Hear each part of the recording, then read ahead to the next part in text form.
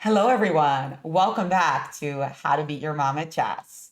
I'm Jennifer Shahade, and today we're going to be celebrating the Women's World Championship, which is going to stretch through July. It's being played in Shanghai, China, between two fantastic grandmasters, our reigning champion, Ju Wenjun, and our challenger, Lei Tingjie. I'm going to go through a few puzzles from each of their games, but first, let's take a frequently asked question from my son. Fabian, did you know that the Women's World Chess Championship starts in a couple of days? So I'm going to show you a couple of positions. But is Judith playing too? Judith stopped playing because she never played in the Women's World Championship. Because she played regular World Championship, which women and men can play in. Well, my son is a huge fan of both Judith Polgar and Magnus Carlsen. Those are his two favorite players, along with me and Fun Master Mike. So I can't blame him for asking, but don't be too disappointed because Judith's actually going to be among the commentators of the match on chess.com. So you have that to look forward to.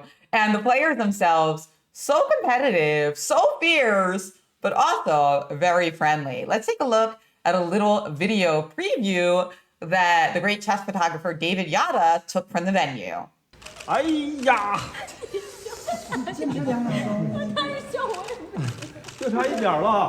Well, if the match is half as fun as they're having right now, then we're going to be in for a real treat. The very first position that we're going to look at is one in which Lei Tingjie is playing with the black pieces against another fantastic player. Love her, Irene Sukander. Don't love her position though. So in this position, we were trying to figure out what black would do. So think about it yourself, and we'll go over to Fabi and see what he thinks. How can you get another piece into the attack? What's the best way to get in? I think the best move is... I'm very excited. Is... Wow! How'd you know that? That's such a good move. Oh my god. Because you get the rook into the game. Wow, high five. That's right, little man. You got it right. So this is, in fact, what Lei Tingjie played in the game. And this was in the FIDE Grand Swiss. And as soon as rook g8 was played, actually, Irene just immediately resigned. And I can see why, because there's actually two devastating threats here. I mean, white can barely stop one of them, let alone both. So the first threat is g4, cranking open the file, leading to checkmate, and the kind of even more devastating knight to f4, threatening checkmate in one. And again, the rook is the assassin, as you can't get rid, well, let's say white plays d4 or something like that. You can't get rid of the menacing knight because knight takes f4, pawn takes f4 is just mating. Next move on g2, that beautiful little helper mate. And what a helper it is, that rook on g8. Now, why was I so surprised I haven't found this move? Because, he's working a lot on chess lately, so his tactics are getting a lot better. But this is a really difficult move for a lot of people to find because it's about getting that extra piece into the attack in a kind of unusual way, a mysterious rook move, as we used to call them.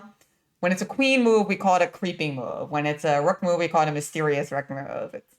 It's just like one of those little moves from a long-range piece that for some reason, some people have difficulty finding. It's like using just the small step of the rook rather than the big step. But yeah, rook g8 so devastating that Sukander actually just immediately resigned. So very nice little Fabi, and very nice to all of you at home who found rook g8. Now, I do have to give credit to g4 with a similar idea, that you're sacrificing this pawn, and after pawn takes g4, you could play rook g8, or maybe knight to f6. Similarly, you're just trying to get into the position, and it's very difficult for white to defend, dare I say impossible. I do think that rook g8 immediately looks like the least complicated, but full credit for g4 too, because it's totally winning. Oh, the one reason I don't like g4 as much, and this is a bit of like a philosophical point, is that you do have a chance to mess up. You have a chance to mess up, and in any kind of rapid or blitz game, that's not good, right? So queen takes g4 is a huge mistake. if you play g4 right away.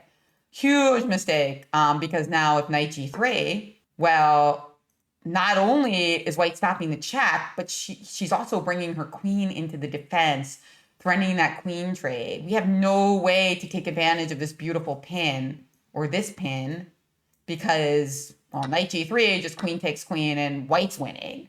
I don't know. I take it back. Maybe I don't give g4 full credit. Unless you saw, like, the follow-up of, like, knight f6 or rook g8. Be honest. Okay. So g4 maybe full credit, maybe not. But all the other moves do not get full credit. Unfortunately, knight f4, knight takes f4, g takes f4, king h1 is the key defensive move, right? Now, when you play rook g8, we have rook g1, and miraculously, everything is defended. Yes, you get a pawn if you want it. At some point, this f2 pawn's probably going to fall. You can't take it right away because this rook is hanging, but it does seem like it'll probably fall at some point. But I don't think that is necessarily going to be enough to win. White has managed to defend against the worst of the threats. One important point is that after rook g8, knight g3 fails to defend anything, right? First of all, we can play knight f4, and that's just winning. But also, just because it's an important tactic, it needs to be remembered that knight g3 is also good, because after pawn g3, we can take this pawn. The pin here. This is one that's really easy to miss in lots of positions, so keep that pattern in mind. All right, on to the next one. I actually want to talk about a position from Ju Wenjun that reminds me of this one in a little bit of a way.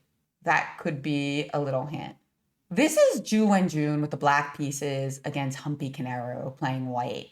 And as we can see, it's a very concerning position for Humpy, as she's got a extra piece, but her rooks are both undeveloped. This passed pawn is stunning, and the king has no safety. In the game, she played king f2.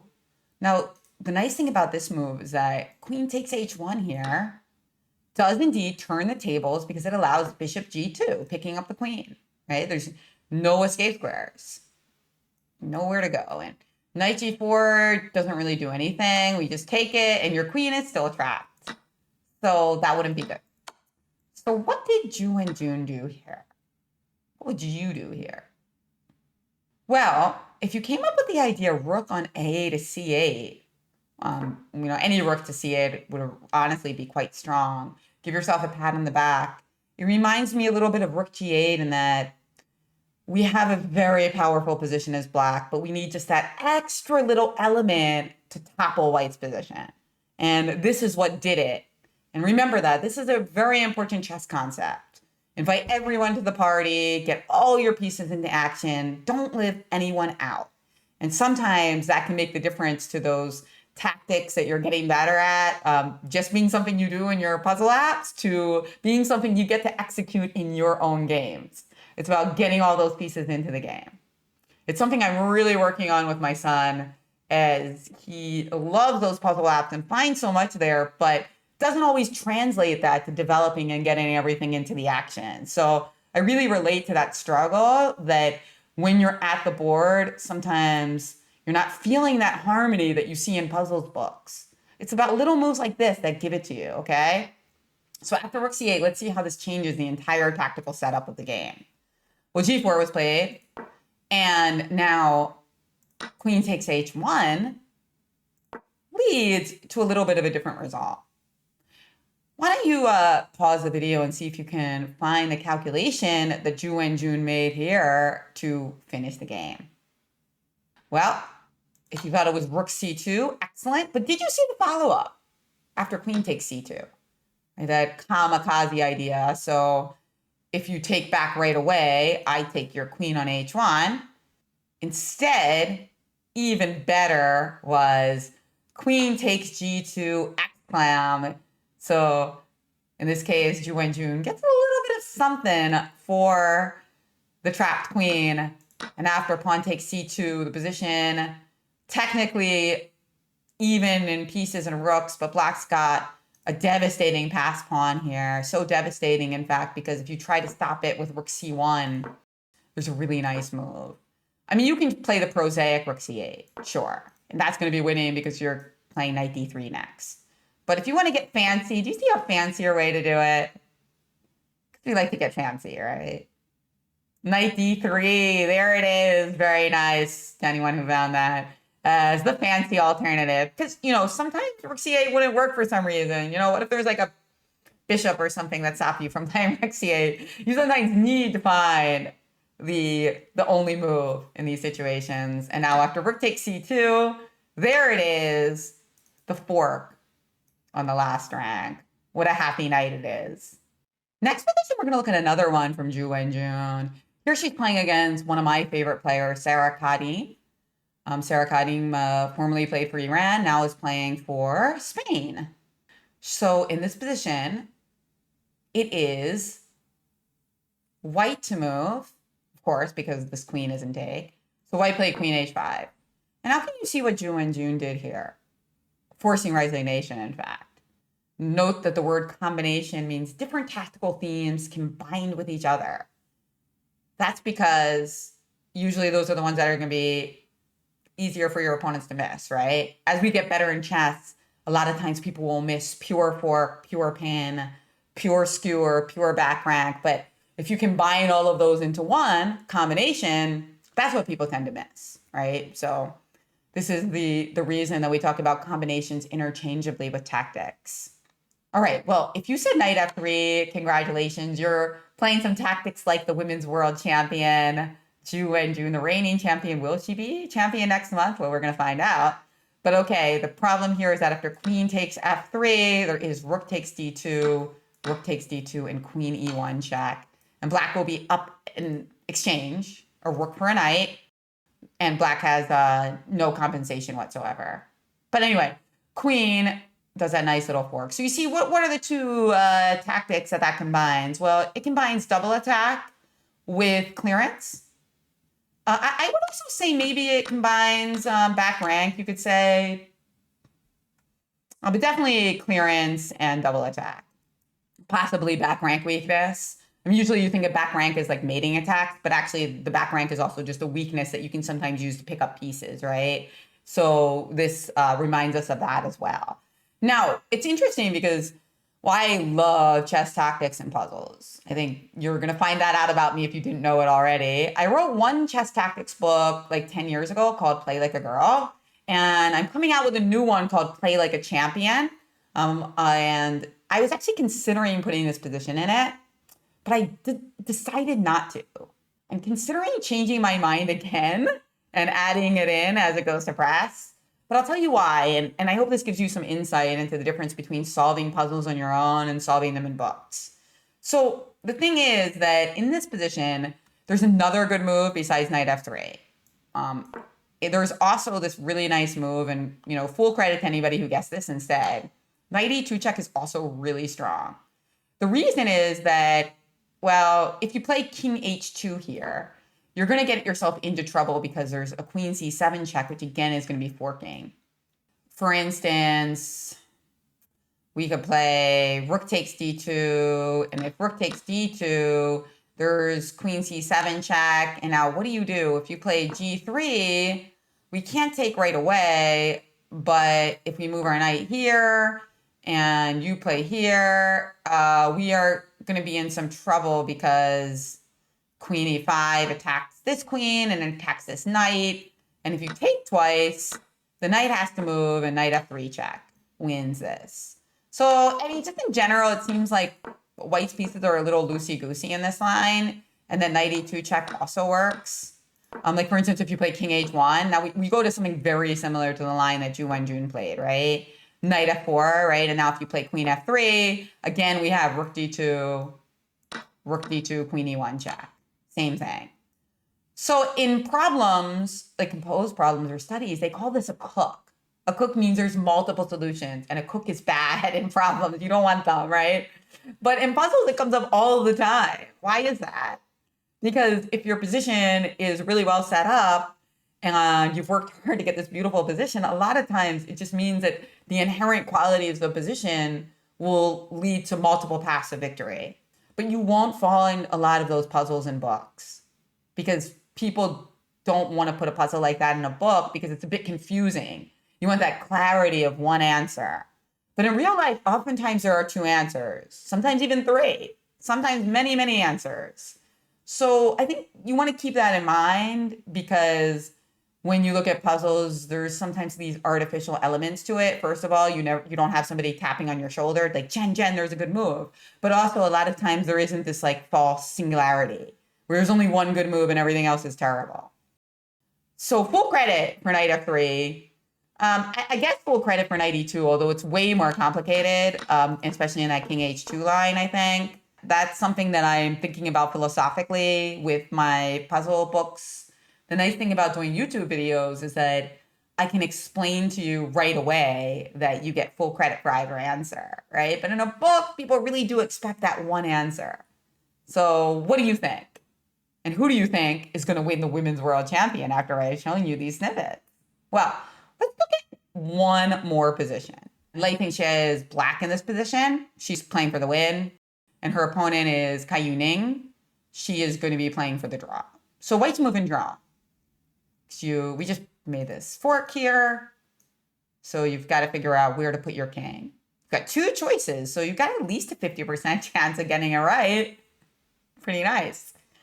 By the way, her opponent is 2,400 FIDE, so very strong player, but made the wrong choice here. So don't feel too bad if you got it wrong. King g3 was played in the game. Bad move, because now king takes c2, and after f4, trying to trade off that final pawn, there's knight e2 check, and after we take on f4 with the knight, we are winning the game easily. Just completely resignable. And that is what happened in the game. So kudos to you if you found king g2. It's just a little weird. It's like you're going backwards to go forward, right? And I'll show you what I mean. So now if you play king takes c2, there is the move f4. And there's no more knight e2 check to take it with the knight. This is the key thing. And if you take it with the pawn, now we're able to use our pawn to distract you, right? So you can try to come back in time, but unfortunately, you're not going to be there in time because after knight e6 or knight f5, we play king f3. And now, next move, we're going to distract this knight with g7 and take this pawn on f4. Yay, getting the draw. There's nothing so sweet as like just saving that draw by a tempo, right? And the other variation that needed to be checked here is that if you take with the knight here, you also have f4. Also I have f4 and g takes f4 and the same deal. King f3. And yeah, is there anything else to look at here? And there's knight e3 check to look at, but it doesn't really change anything, just king f3. Knight e1 check might be worth looking at again. Oh, no. Well, maybe that draws anyway, but king g3, of course, is what I want to play. So fighting till the end, Lei Tingjie, just trying to create problems for her opponent. And I like this optical illusion here that even though you ultimately want to play f4 and king f3, you want to go g2, not g3, right? So that the knight can't check you. Remember, the knight always has to switch color. So by going on g2, we're actually stopping you from any immediate checks. So in a way, vis-a-vis the knight, g2 is closer to helping our pawn than g3. Think about that. And with that final little endgame lesson, I wish you a very happy Women's World Championship viewing. Let me know in the comments what you thought of these puzzles, whether you solved them, and who you think is going to win the match. I'm going to be doing a little bit of commentary for chess.com towards the end of the match, so look out for that. And in the meantime, enjoy your July, and I will see you next time on How to Beat Your Mom at Chess.